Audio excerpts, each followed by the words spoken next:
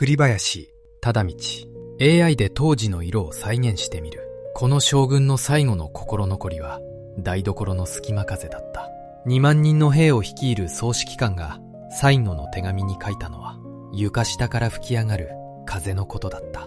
硫黄島で36日間、圧倒的な物量のアメリカ軍と戦い続けた。万歳と槻木を禁じた。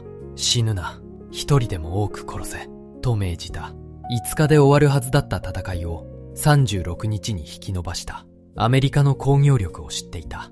それでもこの島で死ぬしかなかった。栗林忠道。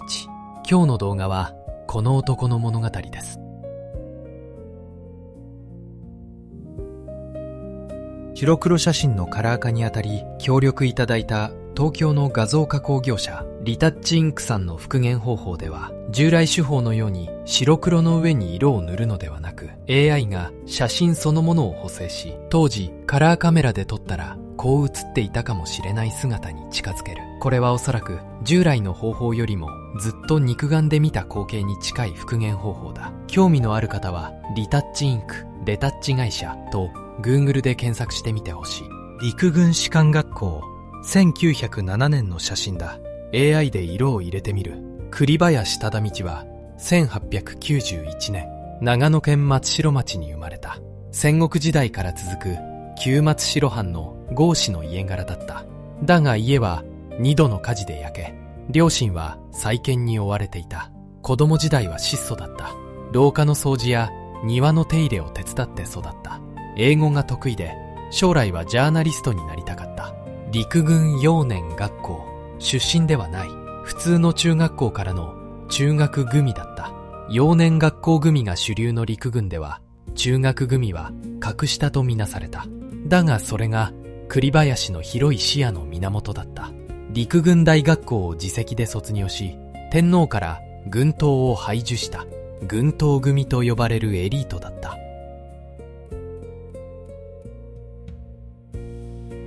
栗林忠道。関東時代の写真だ。 AI でカラーにしてみる。1928年、栗林はアメリカに渡った。36歳、騎兵隊員。妻と子を日本に残して単身赴任だった。ニューヨーク州バッファローの一般家庭に下宿した。地域の人々に愛された。出発の日、近所の女性たちが惜しんで見送りに来た。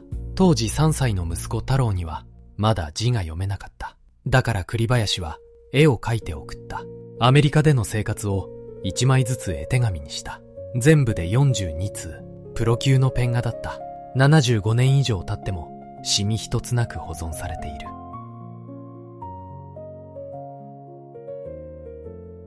栗林忠道。中佐時代の肖像だ。 AI で色をつけてみる。栗林が息子に送った絵手紙にはこんなエピソードが描かれていた。ある夜、暗い場所に2人の子供がポツンと立っていた。メキシコ人の兄弟だった。一人は太郎と同い年、靴もなかった。父親は酒飲みで金をくれない。栗林は何かを渡した。ありがとう、ありがとう、ありがとうと子供たちは言った。別の日、新聞配達の少年を家に招いて食事を振る舞った。少年は赤ん坊の時に母を亡くし、ケバ母に育てられていた。大きくなったら日本に行くよと少年は言った。栗林はお菓子とくるみをあげた。この男は将軍になる前からこういう人間だった。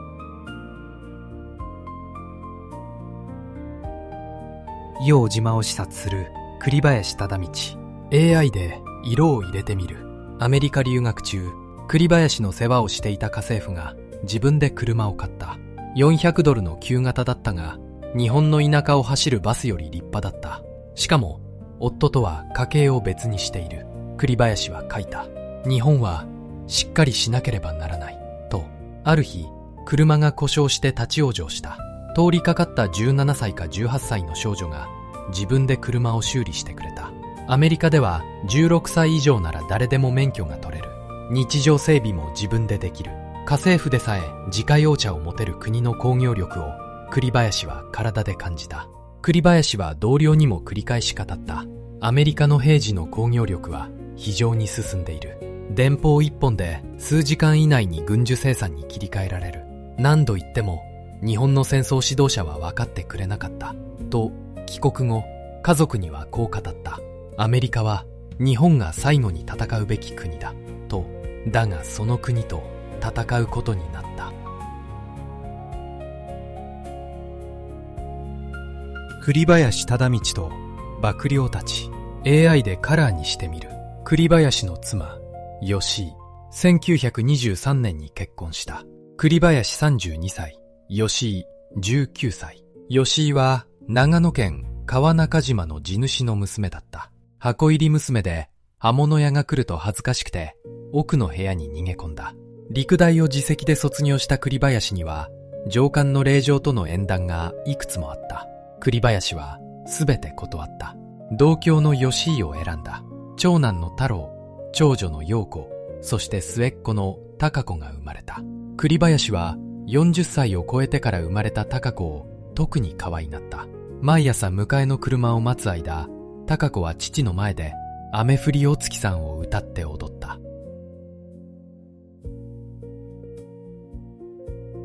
硫黄島を視察する栗林忠道。 AI で色をつけてみる佐岡信義。関東で栗林の仕立て屋だった軍属だ。四国の田舎出身。成績は良かったが大学に行く金がなかった。ある日栗林から白いシャツを作れないかと依頼が来た。仕立て屋は軍服の繕いが仕事でドレスシャツは誰も作れない。だが佐岡は手持ちのシャツを分解して構造を調べ自分で作った。それがきっかけで栗林の部屋に出入りするようになった。栗林は身分の差を超えて佐岡を可愛がった。入院した兵士を見舞いに行くときは果物を持って自ら軍病院まで車を走らせた。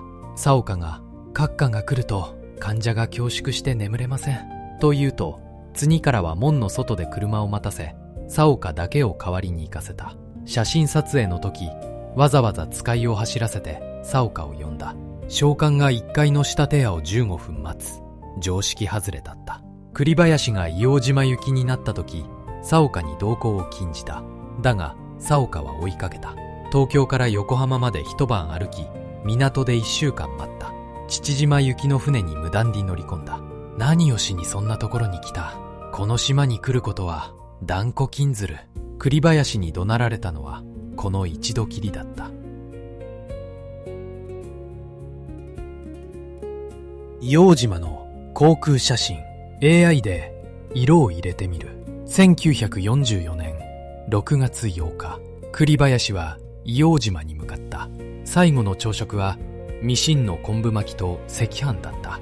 吉井が好物として作ったものだ。太郎は学校に行く時間で、父の別れは行ってきますおうだけだった。9歳の貴子が泣きじゃくった。学校が早く終わって偶然帰宅していた。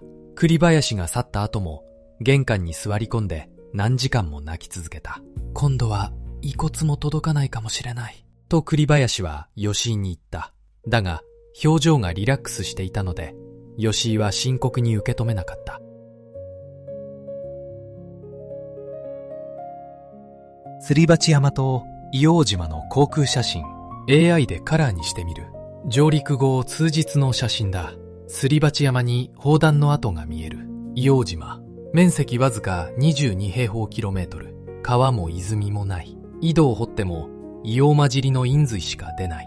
地熱が60度に達する場所がある。硫黄ガスが噴き出す。死の島と呼ばれた。一人1日の水の配給は水筒1本分だけだった。栗林自身も洗顔は目を洗うだけで済ませた。栗林は妻への手紙にこう書いている。洗面器にほんの少しだけ水を入れる。マリーの水碗1杯分だと。マリーとは栗林が関東で可愛がっていたシェパードの名だ。犬のボール1杯で1日の身支度ができると聞いて兵士たちは驚いた。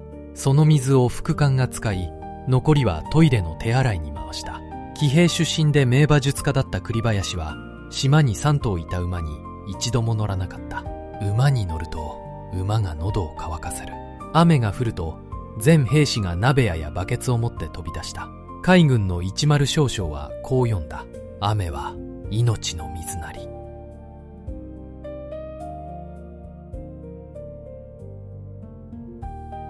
硫黄島の地下壕、イムカ壕だ。当時は傷病兵のための壕だった。栗林は着任後わずか2週間で日本陸軍の伝統を捨てた。右は防御の放棄、敵を上陸させてから叩く。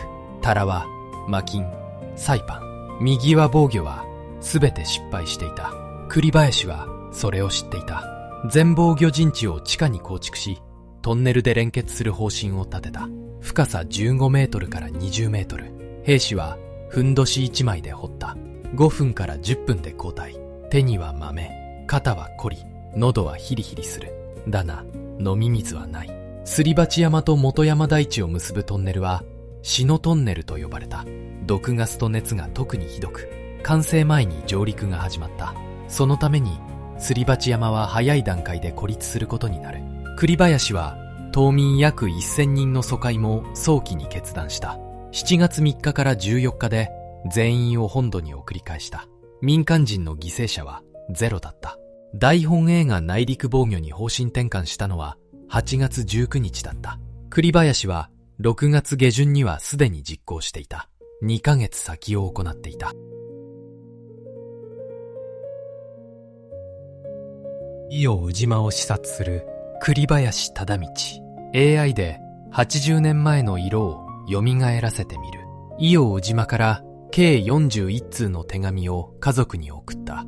すべて元気ですから心配しないでくださいで始まる。最初の手紙は1944年6月25日。7ページの長文だった。戦場の状況、子供たちへの遺言を書いた。そして最後の追伸にこう書いた。台所の床下から吹き上がる隙間風を止めたかったが、時間がなかった。と、5ヶ月後の11月28日、栗林はまだ気にしていた。あれからその後行ってこないけど、台所の床の隙間は塞いだのか。図面付きで、国の打ち方まで指示した。出征前夜は棚を作っていた。将官が棚を自分で作るのは異例だった。2万人の兵を率いる将軍が、台所の隙間風を気にしている。これが栗林忠道という人間だった。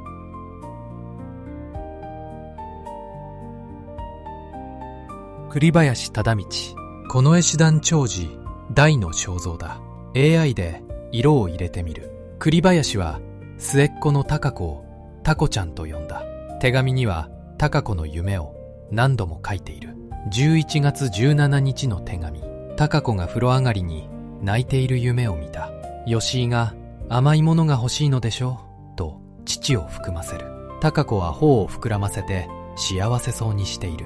陽子がまあタコちゃんまだおっぱい飲んでるのと頬をつつく。12月23日の手紙。また夢を見た。貴子がパパと同じくらい背が高くなっている。パパのズボンを履いている。抱え上げようとしたが重くて持ち上がらなかった。硫黄島の地下壕で栗林は娘の夢を見ていた。吉井への手紙には靴の話が4通にわたって書かれていた。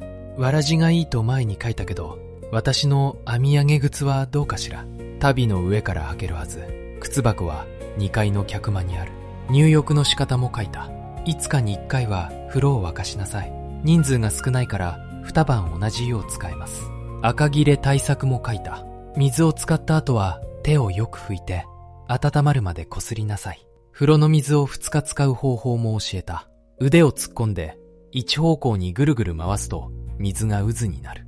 そこに洗面器を放り込むと回りながら沈んでゴミを集めると。一方で副官の藤田のいびきについてはこう書いた。婿を取るときはこういうことを調べないといけませんね。藤田のお父さんには内緒にしてくださいと付け加えた。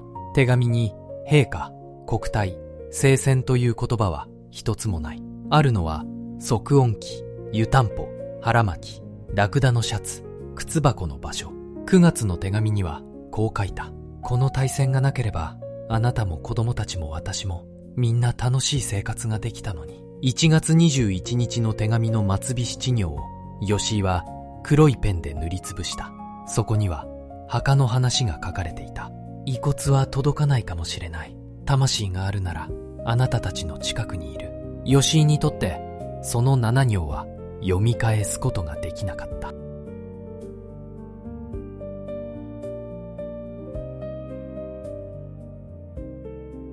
栗林は全兵士に6条の誓いを配った。我どとは全力を尽くし、この地を守り抜かん。我どとは敵10人を倒さずばしせず。我どとはたとえ最後の一人となるも、ゲリラ戦、お天海戦。兵士はではない。我どとはだ。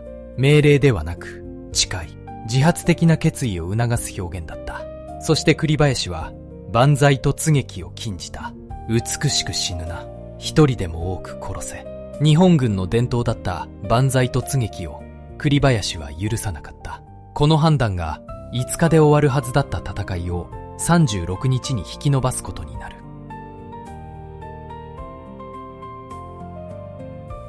栗林は将校も兵士と同じ食事をとるよう命じた。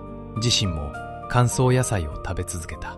大本営から参謀が飛んできた時、新鮮な穀衣とナズとトマトを積んできた。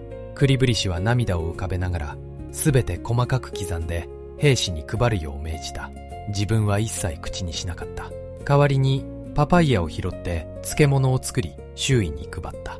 天皇から賜った菓子も手をつけず家族に送った。家の中だけで食べなさいと添えた。杖一本で丸腰、拳銃も持たない、地肩ビ姿。毎日全島を歩いて回った。腹ばいでトンネルに入り、死角がないか確認した。射撃訓練では個々の兵士の構え方まで指導した。アメリカ側の資料にはこう記録されている。捕虜の大多数が栗林と直接会ったことがあると。2万人以上の前線でほとんどの兵士が指揮官の顔を知っていた。それは異例のことだった。上陸前の硫黄島、爆撃を受けている。AI で色をつけてみる。手前にすり鉢山が見える。1944年12月8日、真珠湾攻撃の3周年。開戦以来最大の空爆と艦砲射撃が始まった。以後、上陸まで74日間、1日も休みなく爆撃が続いた。投下された爆弾は合計6800トン。島が消滅してもおかしくない量だった。だが、栗林の地下陣地は爆撃を無力化した。爆撃開始時に450カ所だった防御拠点は上陸直前に750カ所に増えていた。ニミッツ提督はこう語っている。74日間の連続空爆は日本軍の地下陣地構築をより精力的にさせただけだったと。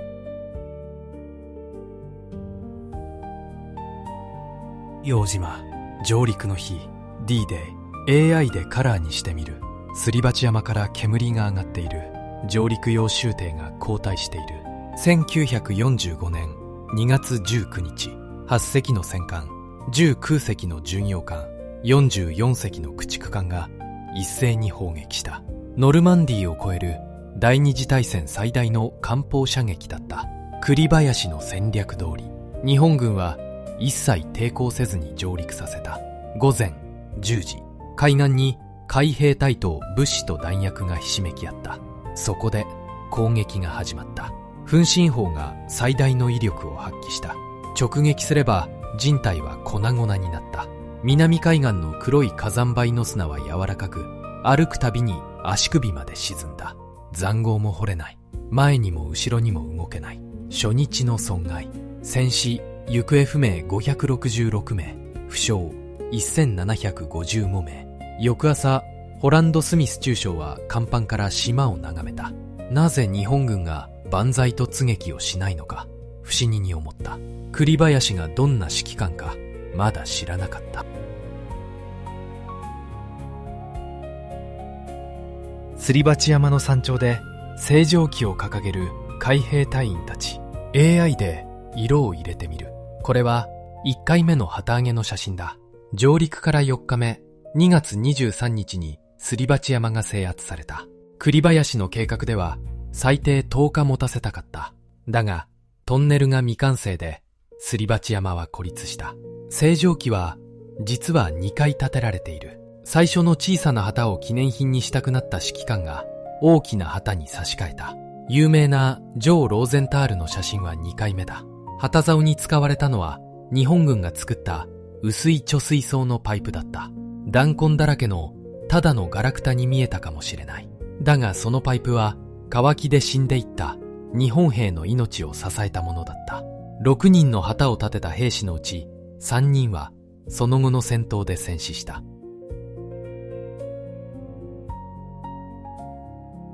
海兵隊の 37mm 砲がすり鉢山の日本軍陣地を撃っている。 AI でカラーにしてみる。日本軍は地下陣地から出撃し攻撃し、地下に撤退した。トンネルを通って別の場所から現れ、また攻撃した。電話線がトンネル内に通っており、部隊間の連携が可能だった。海兵隊は3個師団約6万1000人を投入した。南から北へ押し上げたが、進撃速度は1時間に約10メートルだった。爆薬が尽きると、アメリカ軍から盗んだガソリン缶を抱えて戦車に突入する兵士もいた。3月4日までに日本軍の残存兵力は約4100名。将校の3分の2が戦死した。同じ日、サイパンから東京爆撃帰りの B-29 が千鳥飛行場に初の緊急着陸をした。栗林が守ろうとした飛行場が早くも敵に使われ始めた。栗林の誓い通り、兵士たちは最後の1人までゲリラ戦を続けた。最後の2人の日本兵が投降したのは1949年1月6日、終戦から3年半後のことだった。西武一、バロン西。 AI で色をつけてみる。1932年ロサンゼルスオリンピック馬術障害飛越競技の金メダリスト。アメリカの社交界でも有名人で多くの友人がいた。親米敵とみなされ、全滅必至の戦場に送られたという噂もあった。硫黄島では戦車第26連隊長として戦った。アメリカ軍はバロン西がいると知り投降を呼びかけた。だが西は応じなかった。硫黄島で戦死した。最後の詳細は分かっていない。栗林と同じ島でオリンピックの英雄も散った。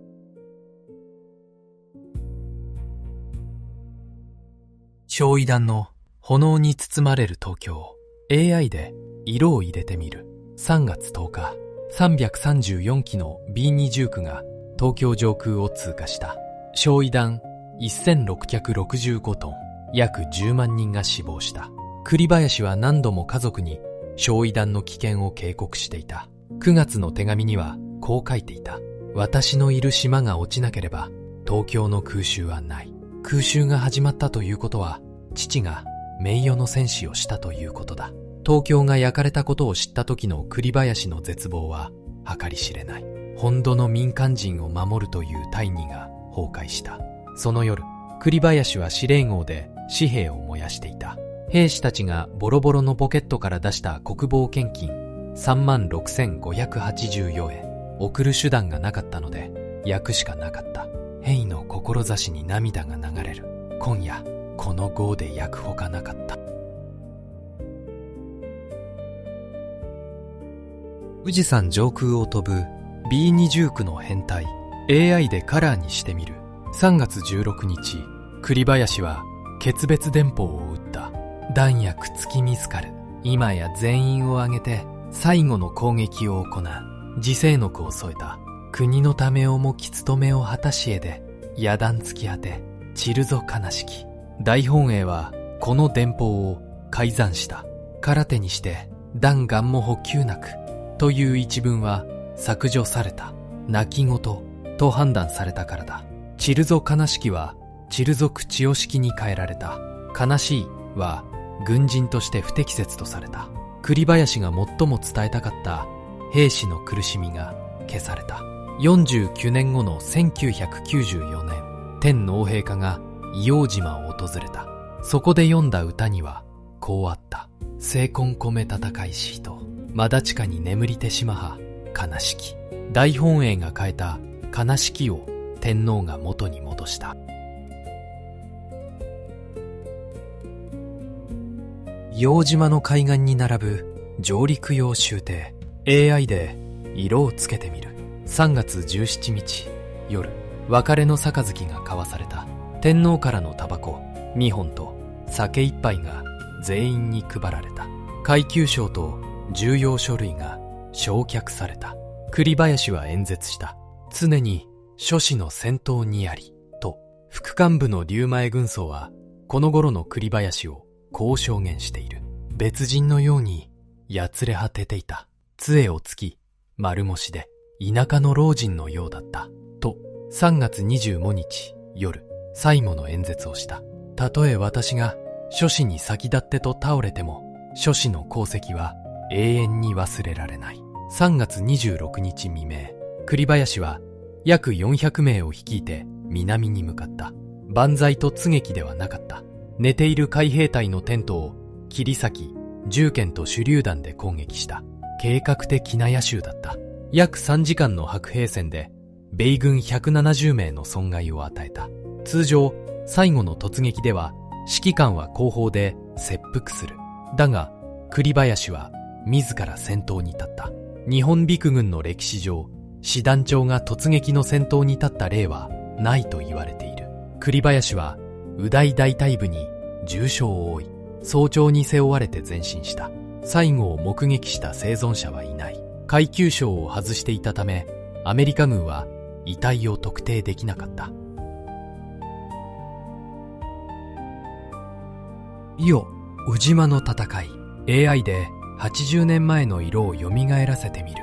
日本軍約2万1000名中、戦死約2万129名、生存率 5% 以下。アメリカ軍戦死6821名、負傷2万1865名、合計2万8686名。太平洋戦争で唯一、上陸後のアメリカ軍の損害が日本軍を上回った戦いだった。名誉勲章27個、海兵隊が第二次大戦全体で獲得した84個のうち、約3分の1がこの島で授与された。ニミッツ提督はこう語っている。伊予宇島で戦ったアメリカ人の間では非凡な勇気が当たり前だったと。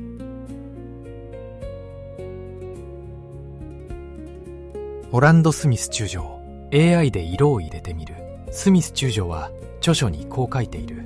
栗林の地上組織は第一次大戦のフランスで見たどんな組織よりも優れていたと、ドイツの地上組織をも凌駕していた。ジェームズ・ブラッドリーはこう評している。栗林はアメリカを最も苦しめた男だと。栗林はアメリカの世論を知っていた。損害が多すぎると世論が沸騰し、作戦失敗と批判される。だから消耗戦を選び、アメリカ国民を戦争にうんざりさせようとした。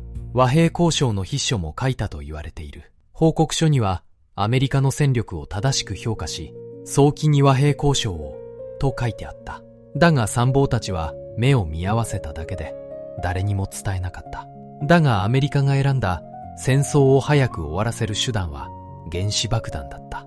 硫黄島が陥落して数ヶ月の広島に向かう B29 が硫黄島の上空を通過した。パイロットは島の上を何周も旋回した。7000人の戦友への敬意だった。その爆撃機の名はエノラ・ゲイ。栗林も2万人の兵士も予測できなかった結末だった。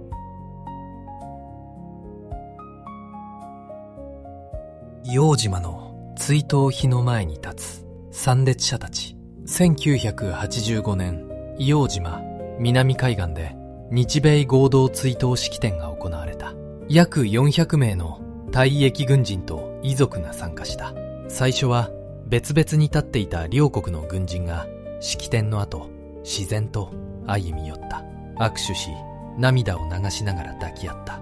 まだ足に弾丸が入ってるんだ。多分俺が撃ったやつだ。ある日本の退役軍人はこう言った。ひどい顔の火傷をアメリカ軍に直してもらった。鼻はメイドイン USA だ。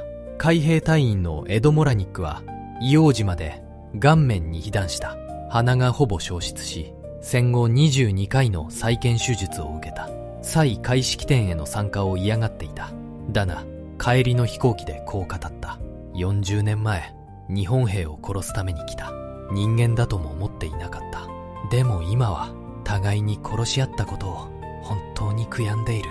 40年前に殺し合った者同士が笑い合い、泣き合った。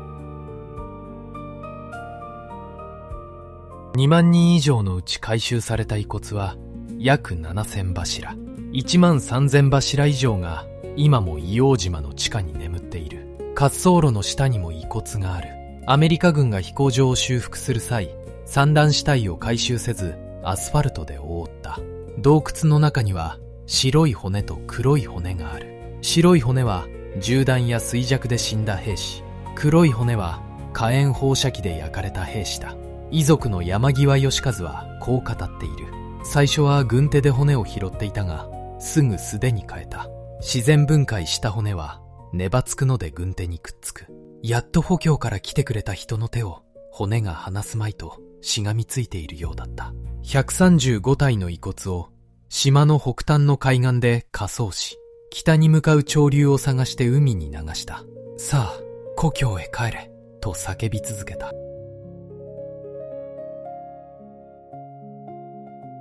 映画、伊王島からの手紙、2006年、クリント・イーストウッド監督、渡辺謙が栗林忠道を演じた。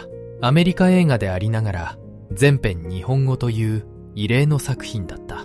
1978年、伊王島返還後、佐岡信義は初めて島を訪れた。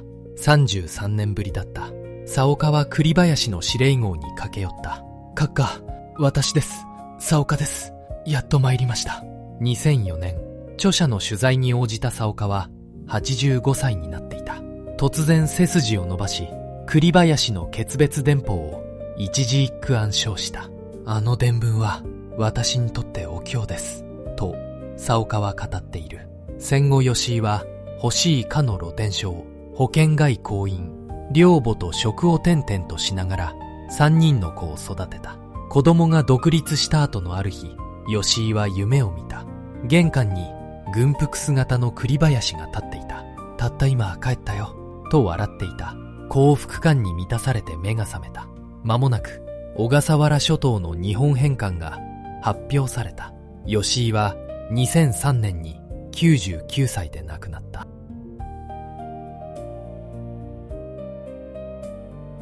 栗林忠道、1891年、長野に生まれた。ジャーナリストになりたかった青年は将軍になった。アメリカの工業力を知っていた。家政婦でさえ車を持てる国と戦わなければならなかった。硫黄島から41通の手紙を書いた。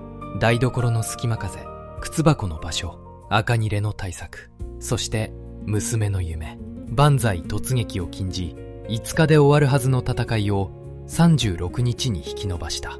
2万人の兵士と共にこの島で散った。散るぞ悲しき。大本営はこの言葉を口惜しきに変えた。49年後、天皇が悲しきと呼んだ。1万3000柱以上の遺骨が今も硫黄島の地下に眠っている。栗林の遺骨も見つかっていない。先人たちの犠牲の上に今の平和がある。私たち日本人はこのことを忘れてはいけない。今回の動画の参考文献は架橋久美子さんの散るぞ悲しき。概要欄にリンクを貼っておきますので、ぜひ読んでみてください。この動画では戦争の記憶を風化させないために、当時の白黒写真を AI でカラーに復元してお伝えしています。カラーにすることで、彼らが確かにそこにいたと感じていただけたら嬉しい。AI 読み上げによる音声でお聞き苦しい点があれば申し訳ありません。読み間違いや事実の誤りがあればコメント欄で教えてください。これからも当時の写真を1枚ずつカラーに復元してお届けします。もしこの動画が気に入っていただけたら、高評価、チャンネル登録をお願いします。あなたのご家族やご親戚に戦争を経験された方はいませんか？どんな小さなことでも構いません。コメント欄で聞かせていただけたら嬉しいです。